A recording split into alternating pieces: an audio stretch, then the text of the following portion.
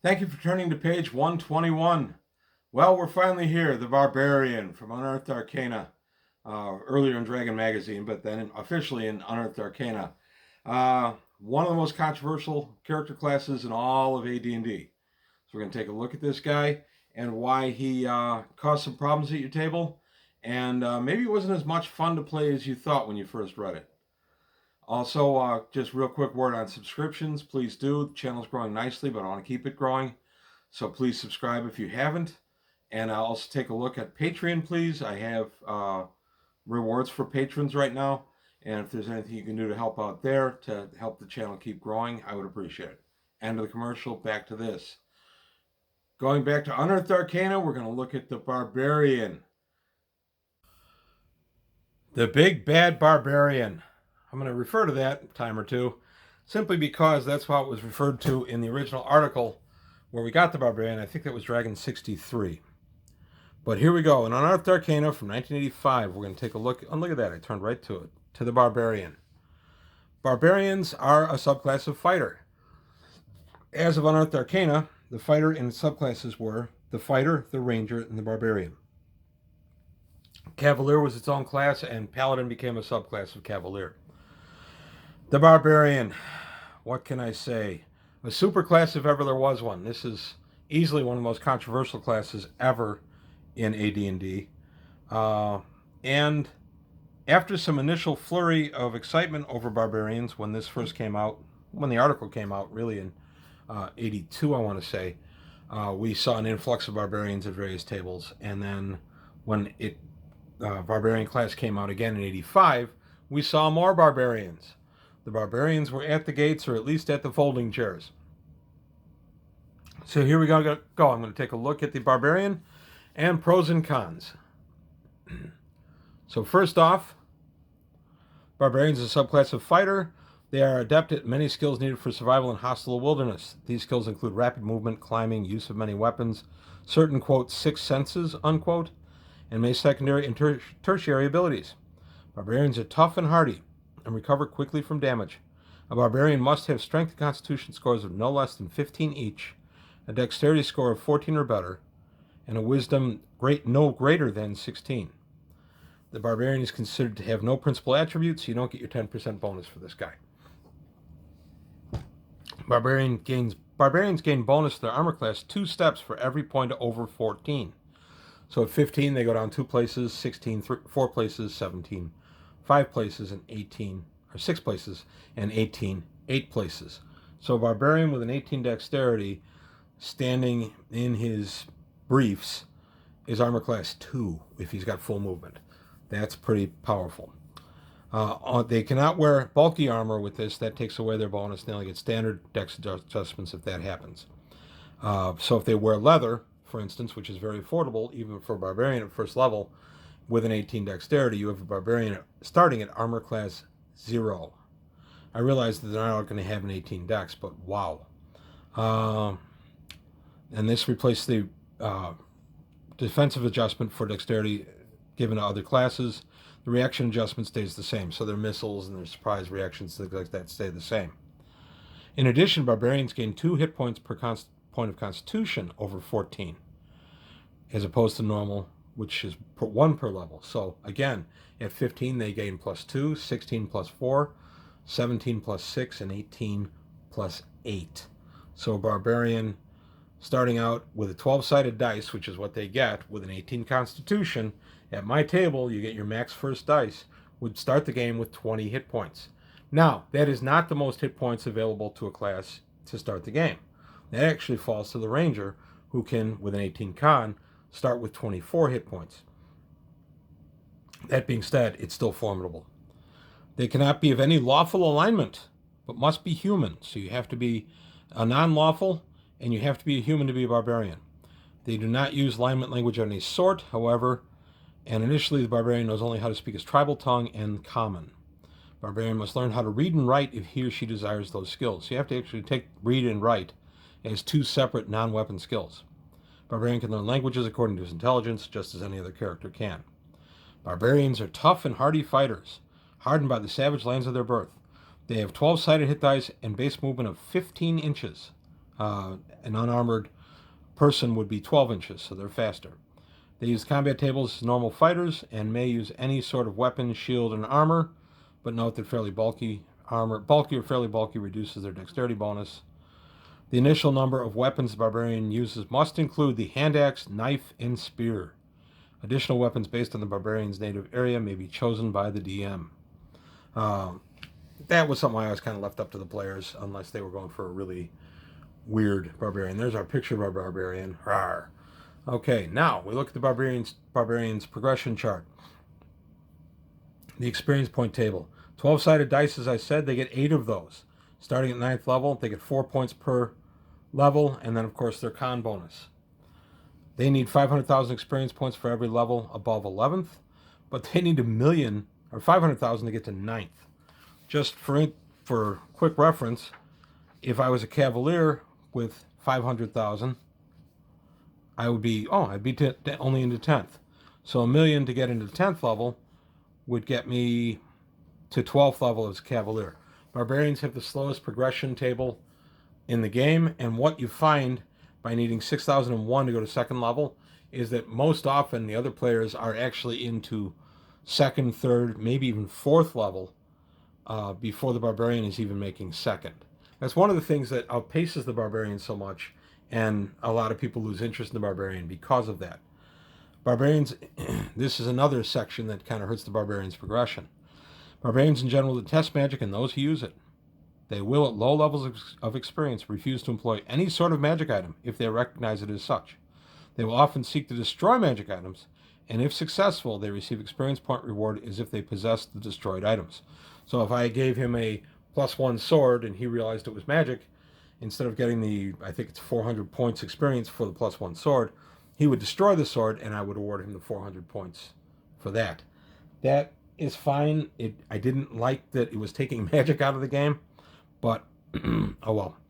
While magic users will be shunned initially and always viewed with suspicion, clerical spells of the type used by shamans and witch doctors are not so viewed, though high-level cleric spells are suspect. So, yeah, that's kind of a problem. Barbarian's natural attack abilities allow him or her to strike creatures that normally be immune to non-magical attacks as the barbarian rises at level. So he strikes creatures that are hit only on +1 or better once he hits 4th level, at 6th level +2 or better, at 8th level +3 or better, 10th level +4 or better, and finally at 12th level can affect creatures hit only by +5 or better. The barbarian, despite the ability to hit such creatures, does not gain a bonus to hit or inflict additional damage because of this ability. Only barbarians have this ability among all the player character classes. So the barbarian doesn't need a magic item once he reaches 4th level to harm a gargoyle who is struck only by a +1 weapon. He can just do it naturally. An interesting power. By higher levels, it becomes moot because the barbarian can start taking magic and it goes away. All barbarians have the following bonuses to their saving throws: +4 versus poison, +3 versus paralyzation, death magic, petrification, and polymorph, and +2 versus rod, staff, and wand, and breath weapons. Barbarians gain no benefit to their saving throw versus spell at start, but gain +1 to the saving throw for every 4 levels attained. So they describe it later in the article as at 4th level you'd be +1, 8th level +2, 12th level +3. So you're gaining pluses that way. Again, that's still going to be slower than player character classes where they're getting Ring of Protection or Cloak of Protection. They're still going to be slower than that. So again, the Barbarian seems to be super powerful, but once you've played for a few levels, the Barbarian starts to lag a little bit. Barbarian character has the following primary abilities. So these are some non-weapon skills. Climb cliffs and trees. Barbarian climb trees and natural cliffs, such as ledges or mountains. As a thief of the same level would climb walls. They may also climb walls of other kinds once they've had the opportunity to practice scaling that particular type of wall. So, when he goes to Barbarian, the Barbarian goes to a civilized city. He's in the city for a while. He figures out how to climb a fieldstone wall or any other kind of wall. Hide in natural surroundings. Barbarians can hide in natural surroundings that are familiar to the barbarian. As a thief of 3 levels higher would hide in shadows. That's pretty powerful. Barbarian can hide in unfamiliar natural surroundings. As a thief of the same level would hide in shadows. That's a pretty powerful attribute. And it kind of takes away a little bit from the thief, but Surprise! Barbarians are surprised only on a 3 and 6 or 4 and 6 if they're in familiar terrain.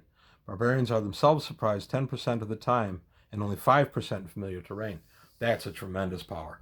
It's really hard to surprise Barbarian and backstabs. Oh wait, let's get to backstab right now. Back protection.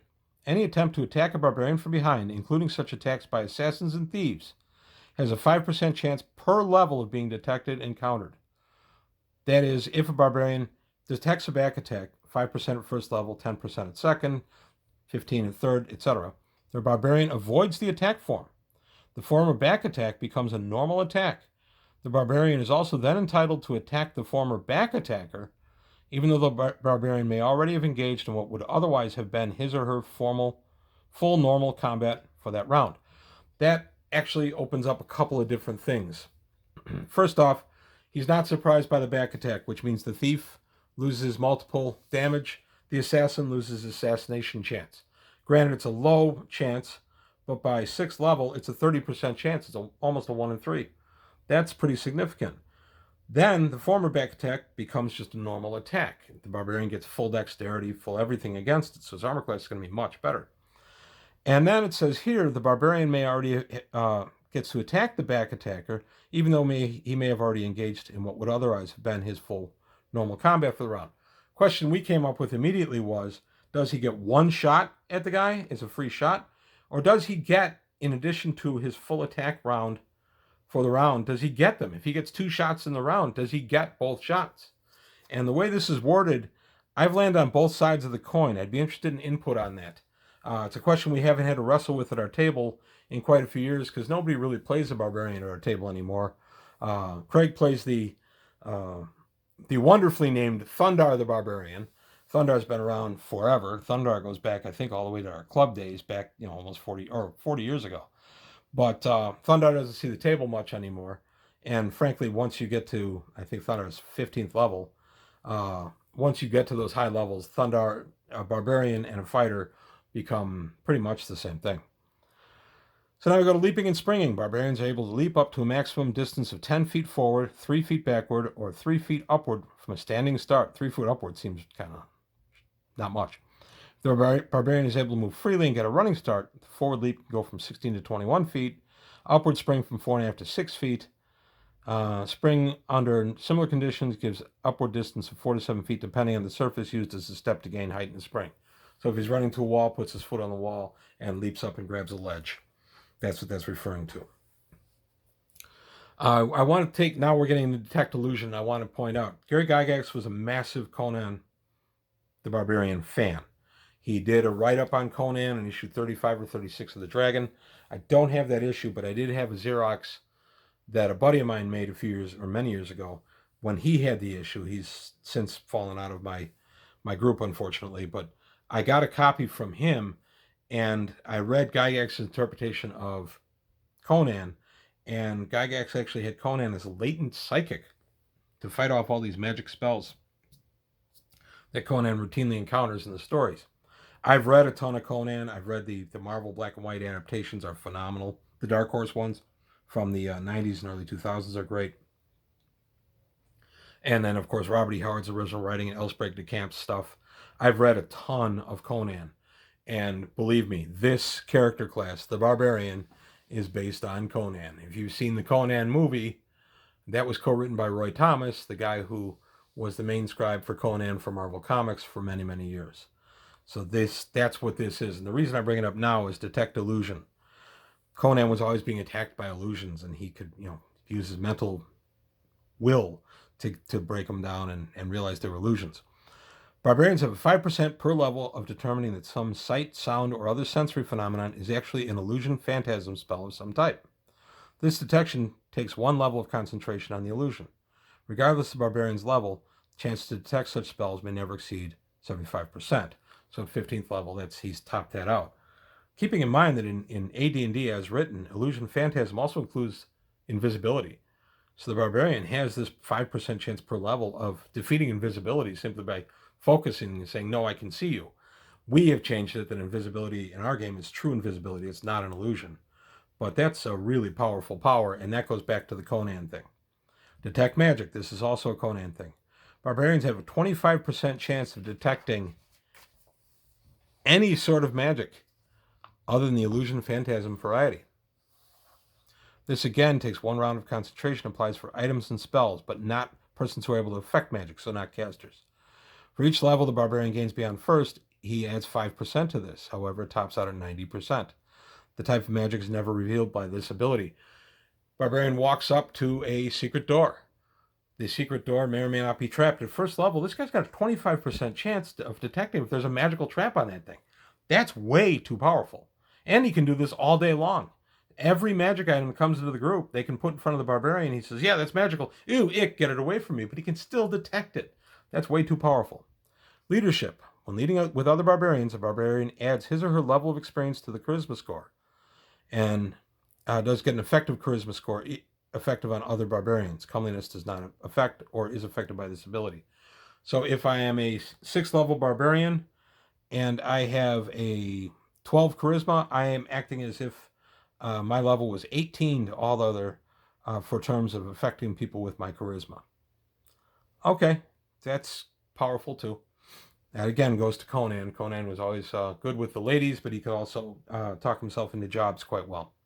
In addition to primary skills, every barbarian possesses all of the following secondary abilities. These secondary abilities are generally not usable, certainly not to their fullest potential, in areas which are unfamiliar to the barbarian, although the skills can be applied to a new locale with differing flora, fauna, and climate after about 1 month of continual exposure to the new area.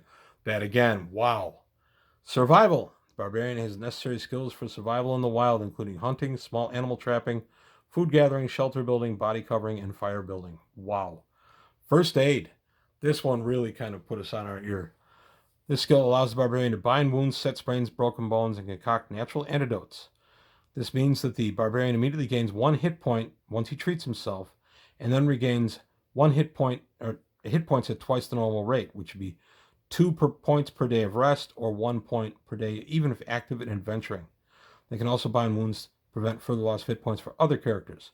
Such first aid restores 1 hit point immediately, and then increases hit point recovery to 2 a day if the barbarian continues to administer and aid with aids and cures. When dealing with natural poison and illness, the barbarian has 10% chance of effecting a cure. If the poison or disease is known, the chance of the success rises to a percentage equal to 50% plus the victim's constitution. So if the victim has a 12 constitution, he has a 62% chance of whipping up a cure out of natural herbs and such if he knows the illness or poison. Wow. Outdoor craft. This includes plant and animal detection as a 3rd level druid. Direction determination, the ability to predict weather as if that spell were cast by a 3rd level druid. Tracking. The barbarian's tracking skill is equal to that of a ranger of the same level, but barbarian may only track in the outdoors. That makes no sense. I realize it's a game balance thing, but that makes no sense. We've always allowed the barbarian to track indoors. Finally, a barbarian will have 1 or more of the tertiary skills depending on the locale or culture that they're from, and these are animal handling, can handle and domesticate wild animals, usually restricted to dogs, but could include animals, wolves, large birds, giant lynxes. Horsemanship, which would also go hand in hand with animal handling. You are skilled in using horse in combat, and the ability would include handling of draft teams. So the barbarian would also have animal handling horses. Long distance signaling. You're capable of using signaling methods used in his native lands, such as drums, smoke, mirrors, flashes to communicate over long distances. Running. The skill enables the barbarian to move at full speed, twice normal movement rate. That's 30 inches, for no less than 3 days before having to rest by spending a day moving at normal rate. Similarly, endurance will be twice normal in movement situations. Wow, that is way powerful. And you get that right now, 1st level. Small craft paddled. You can build a canoe or hide boats. Small craft rowed, same deal. And then sound imitation. You can use your skill to mimic various animals. Caw-caw, caw-caw. Snare and trap building allows the barbarian to construct deadfalls, pits, and other traps for large and even very large animals and light creatures. Native territory. Many of the barbarians' abilities depend on the native territory of the character. It's mandatory that barbarians come from out-of-way barbaric states or areas in the campaign. Typically, they are cavemen, dervishes, nomads, or tribesmen.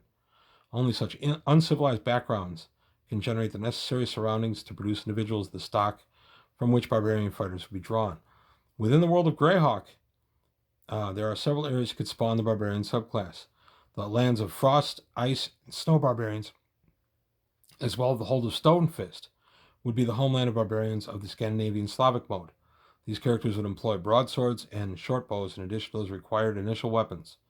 Horsemanship would be nominal at best, but these barbarians would have running abilities and the skill and the small craft road skill. Barbarians from the Rovers of the Barrens, Tiger, and Wolf nomads would be excellent horsemen.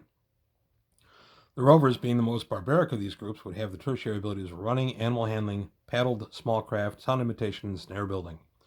Their main weapons would be the club, javelin, and lasso, or short bow. Other nomads within this group would be most efficient in long-distance signaling and skilled in the use of the lass, scimitar, and composite shortbow. Savages of the Amadeo jungle, or Hepmonoland, would have the tertiary abilities long-distance signaling, running, sound imitation, snare building, and possibly paddled small craft. In the Amadeo jungle, the preferred weapons would be the club, blowgun, or shortbow, and dart or javelin. In Hepmonoland, the typical weapons would be the atlatl and javelin, club, and short sword. The atlatl is a device that you attach to the javelin that is kind of springy and helps you throw the javelin further. Using the above as examples, the DM can tailor his barbarians to his campaign. Not only does the native area serve for initial weapons, but also for your skills. And it goes on to state that these monsters, quote unquote, under the men listing in the Dungeon Master's Guide, are no longer considered monsters, they are considered barbarians. As barbarians rise in level, they gain further abilities, some of which have been noted above. Further, some of the limitations placed in the barbarian are relaxed or lifted. A summary is as follows. At level 2, you may associate freely with clerics. Level 3, may use magic potions. Interesting seeing a barbarian drink a potion of flight, of flying or gaseous form. 4, may use magic weapons. May strike creatures hit only by +1 weapons. Gains +1 saving throw versus spell. 5, may use magic armor. Plate mail of Ethril, anyone? 6, may associate with magic users, if necessary. You have to be 6th level before you can be in a party with an MU. It's unbelievably restrictive on the party. You have players that can't play an MU because there's a barbarian in the group. We kind of threw that out. We just had it that they didn't associate well with each other. May strike creatures hit only by +2 weapons. It's level 7, may use weapon-like miscellaneous magic items. Level 8, so Rod of Alertness, for instance. Level 8, may associate with magic users occasionally. May strike creatures hit only by +3 weapons. Gains +2 on saving throws versus spell. May summon a barbarian horde, see below. May use protection scrolls. At level 9, you may use protection scrolls. At level 10, may use most magic items available to fighters. May strike creatures hit only by +4 weapons. And level 12, gains +3 in saving throws versus spell. May strike creatures hit only by +5 weapons. Interestingly, it doesn't say what available magic items available to fighters they can use. May use most. It doesn't say what ones they can't use. So again, that's up to the DM. And then the Barbarian Horde. I'm not going to read this whole thing, but basically the Barbarian gets to summon up a bunch of barbarians and has as many members as the leader's experience point total divided by 1,000. Thus, a Barbarian has just reached 8th level. We'll have a 275 member horde. Those at 9th level would have 500. And that horde takes place, and they have to have a very specific thing. So it's, help me overthrow the evil queen. Okay, the Barbarian horde gets together for that. Off they go. They do their thing, and then they break up. Barbarian horde, I've never experienced one. I never had a player get high enough and retain interest in this class long enough to struggle up to get to the level they could summon a Barbarian horde. So if you have experience with it, let me know. That's one thing I've never really dealt with. And then in addition to the normal barbarians in the horde, the leader gains 2 aids, each of a half your level. So if you're 8th level, you gain 2 4th level aids, and each of those 4th level aids gains 2 hit dice aids. In addition, barbarian shamans and witch doctors will also join the horde, but it doesn't say how many or what level they are. And they get wisdom bonuses and may use magic items as any sort as applicable. Normal clerics will still have full spell capability, but in all cases, barbarian ability scores statistics apply. Barbarian clerics are always non-player characters. Never had anybody ask me if they could play a barbarian cleric, so it was never anything I had to even decide about. I probably would not allow it. That's the barbarian. Wow. Okay. What was this? This was an attempt to bring in Conan the Barbarian, as written, into AD&D. As I've said, Gygax was a fan of the original Conan writings. From some of the stuff that I have read in the Marvel comics and such, I'm suspecting Gygax read some of those as well.